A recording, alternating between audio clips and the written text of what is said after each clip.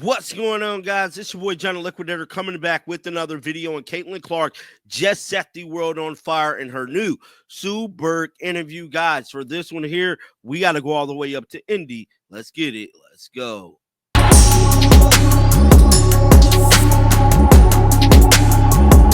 So I reported yesterday about Caitlin Clark going on this Sue Bird show. Now, this was pretty much her first interview of the season, and she really hasn't talked that much throughout this whole basketball season to, like, reporters and stuff. Now, with all of that being said, we know Caitlin Clark has been dealing with these injuries. She's been getting a lot of criticism about the way the team is playing without her.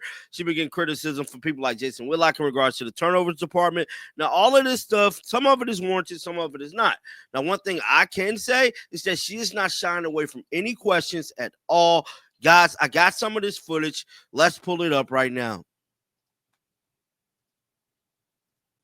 It's just been so challenging, like being active and playing 4 games and then not, and like not feeling the best, and then like frustrated of like how hard I worked in the off season, and then like all I do is rehab and like continue to do this process, and just like trying to trust that the best I can. And obviously there's really frustrating days, and there's days where like it's a little bit easier and like you're very, very motivated and like you're close to the finish line of getting back and being back, and then like it's not like I have a training camp to like build up to like playing my first game again. It's like, no, like you're tossed into game 30, like go try to play well. Like it's hard. Like it really is. And I think it has given me really good perspective on like what a lot of my teammates and people that I've, teams I've been a part of, like certain people have had to go through. Like I've never been through anything like this. Like, and I think that's probably why it's been so hard, because like I've never really dealt with injury, and that's probably been a challenge in itself, because like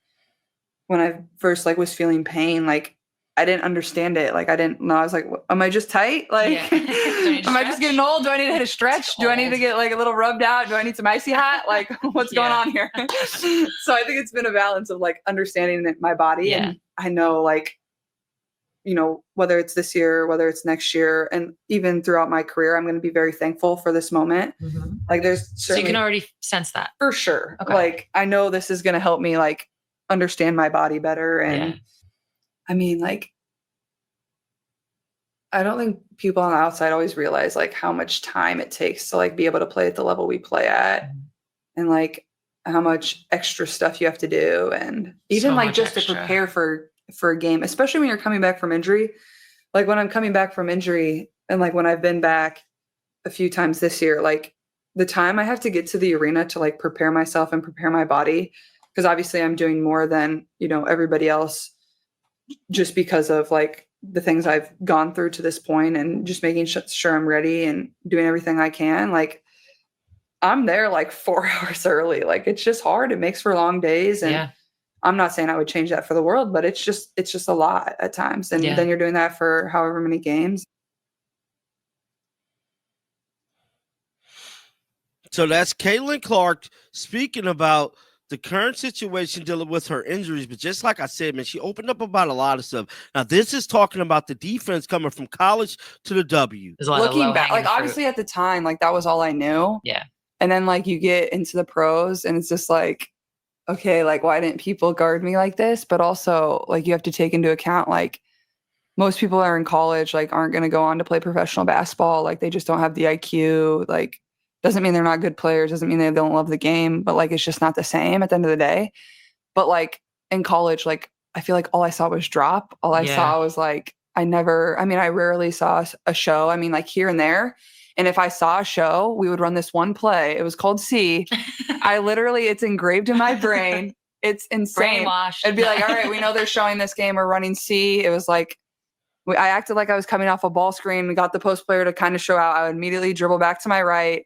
Mon would go and pin down for our guard coming off the block. And then Mon would just seal and we get a layup every time. And we just continue to run it for 4 years straight. And literally no one could catch on. So it's like all you needed was like one answer professionally. Like that doesn't work. Like, okay, nice. The play might work one time, but it's not going to work the next time you play him. It's not going to work the second time you run it. Nobody really picked me up full court. And even if they did, like I would just like slice up the floor and then get hit on the run. And then like I'd automatically be an advantage there. So I don't know. I feel like it was just I mean, at times I wish I could go back to college. It was fun. It was a good time. I know. I mean, you're I mean, the way you play is so, you have to have a game plan for you. Mhm. You can't not have I mean, even in pickup, you'd probably be a nightmare to play in pickup. I always think of that with Steph Curry. And I'm not even making the comparison in these other ways, which you can, but it's like, he must be a nightmare to play pickup against. That's why I was excited to play in the All-Star game. Cause I was like, oh yes. Like I'm just going to get some clean, free looks, like dribble in. I know. Cause last All-Star game was a little different. Yeah. Cause we were trying, team. which was fun. I like that. I wish we would have tried harder this year, honestly. Yeah. I think make it a little more fun. All-Stars are tricky with that. I've been a part of some where it's hard because we don't really. Guys, Caitlin criticized the All-Star game. Wow. She just did that. They get a break and it's just like, you know, it's totally.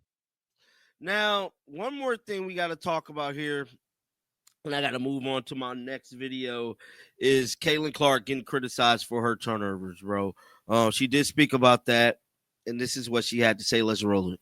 Because your first game out, I don't have very good risk assessment skills. We'll get into that. No, like your first game out, there's a lot of hype. Yeah. There's a lot of conversation happening. We all remember it. That game was a blur. Yeah. Thank God. I try to forget that. Well, I'm going to bring it up one time. No, that's fine. I like talking about it now. But in a good way. Yeah. So you do commit 10 turnovers in your WNBA debut, but what a beast. Later in the season. Double, actually. Yeah. You did have 20 points. Later in the season, you also set the single assist season record with 19 assists. So as somebody who has the ball in their hands pretty much the entire game, like what is your thought around risk assessment? Honestly, it's hard. But how did a 10 turnover game not impact your ability to still go out and play make? Because I feel like that is what it is. It's a constant assessment. Well, I will say I apologize to the team after that game. I felt really bad. It happens. Yeah. But I mean, like I've had those games before, and I'm gonna have another 8 turnover game in my career. Like that's just how I played. And like people always try to make a big deal about that. And I bet if you like look up my turnovers in college, I bet I led the NCAA all time in turnovers in my career. Like I'm not saying like this is a good thing to brag about, but like. I don't know. Like that's just how I play. It just comes with in order to have the good. Yeah. Like there's trade-offs. Yes, I can improve and get a lot better, and I understand that. And I feel like that's probably been one of the positives I've taken out of even this year. Obviously, I haven't been available as much as I would have liked, or it's been so hard stop and go, and it's hard to get in a flow. But like even when I just came back this last time, like I feel like I played some of my best like floor games. Yeah. In general, of like just managing the game and like.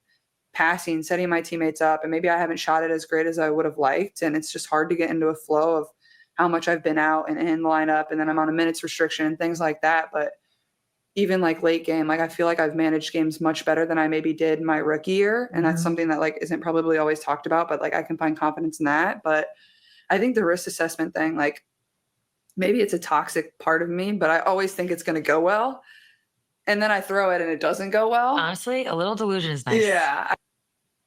So that was Caitlin Clark speaking about the turnovers, guys. I'm glad that she's taking responsibility for all of that, but I want to know your thoughts down in the comment section right now about this. If you guys have not seen the video, I highly recommend you guys go check out the full almost 2-hour interview with Caitlin Clark and Sue Berg. It's all over the internet. But guys, like always, till next time, man, shake the haters off. I'm out of here, bro. Peace out.